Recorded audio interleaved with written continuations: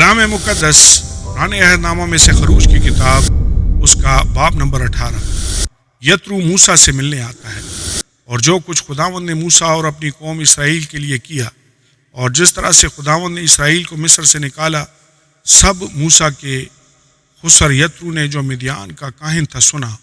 اور موسیٰ کے خسر یترو نے موسیٰ کی بیوی سفورہ کو جو میکے بھیج دی گئی تھی اور اس کے دونوں بیٹوں کو ساتھ لیا۔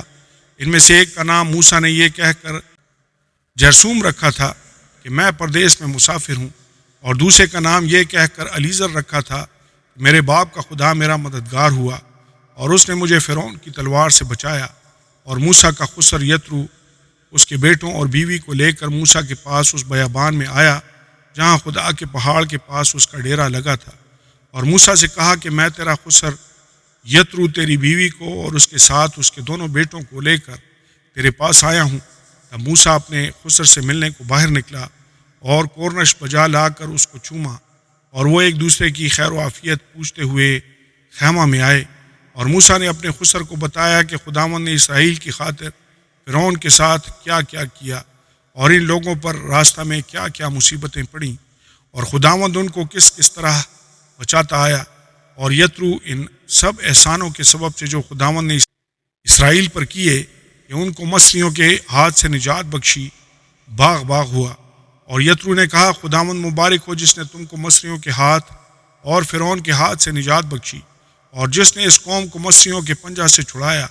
اب میں جان گیا کہ خداوند سب معبودوں سے بڑا ہے، کیونکہ وہ ان کاموں میں جو انہوں نے غرور سے کیے ان پر غالب ہوا۔ اور موسیٰ کے خسر یترو نے خدا کے لیے سوختنی قربانی اور ذبیحے چڑھائے، اور ہارون اور اسرائیل کے سب بزرگ موسیٰ کے خسر کے ساتھ خدا کے حضور کھانا کھانے آئے۔ قاضیوں کا تقرر۔ اور دوسرے دن موسیٰ لوگوں کی عدالت کرنے بیٹھا، اور لوگ موسیٰ کے آس پاس صبح سے شام تک کھڑے رہے۔ اور جب موسیٰ کے خسر نے سب کچھ جو وہ لوگوں کے لیے کرتا تھا دیکھ لیا، تو اس سے کہا یہ کیا کام ہے جو تو لوگوں کے لیے کرتا ہے؟ تو کیوں آپ اکیلا بیٹھتا ہے اور سب لوگ صبح سے شام تک تیرے آس پاس کھڑے رہتے ہیں؟ موسیٰ نے اپنے خسر سے کہا اس کا سبب یہ ہے کہ لوگ میرے پاس خدا سے دریافت کرنے کے لیے آتے ہیں۔ جب ان میں کچھ جھگڑا ہوتا ہے تو وہ میرے پاس آتے ہیں، اور میں ان کے درمیان انصاف کرتا اور شریعت ان کو بتاتا ہوں۔ تب موسیٰ کے خسر نے اس سے کہا کہ تو اچھا کام نہیں کرتا، اس سے تو کیا بلکہ یہ لوگ بھی جو تیرے ساتھ ہیں قطعی گھل جائیں گے، کیونکہ یہ کام تیرے لیے بہت بھاری ہے، تو اکیلا اسے نہیں کر سکتا۔ سو اب تو میری بات سن، میں تجھے صلاح دیتا ہوں، اور خدا تیرے ساتھ رہے۔ تو ان لوگوں کے لیے خدا کے سامنے جایا کر اور ان کے سب معاملے خدا کے پاس پہنچا دیا کر، اور تو رسوم اور شریعت کی باتیں ان کو سکھایا کر، اور جس رات ان کو چلنا اور جو کام ان کو کرنا ہو وہ ان کو بتایا کر۔